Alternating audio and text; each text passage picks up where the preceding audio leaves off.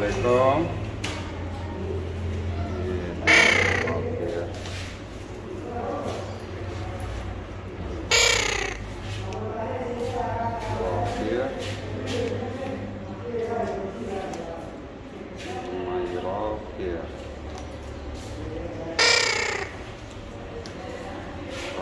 Favorite beer,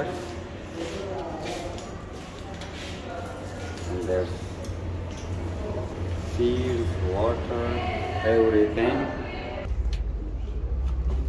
तीन नस्ल के कबूतर, एक पेयर इधर है और एक पेयर जो है वो केज के अंदर।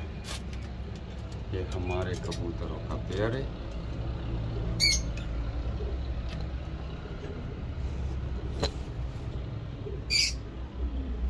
से आप देख सकते हैं काफी खूबसूरत पेयर है।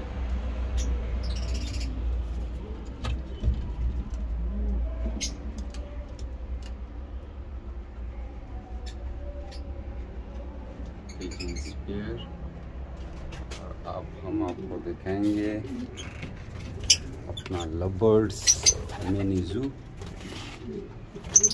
आप देख सकते हैं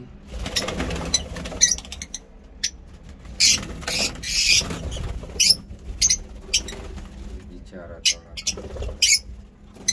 पढ़ने में भी ये तो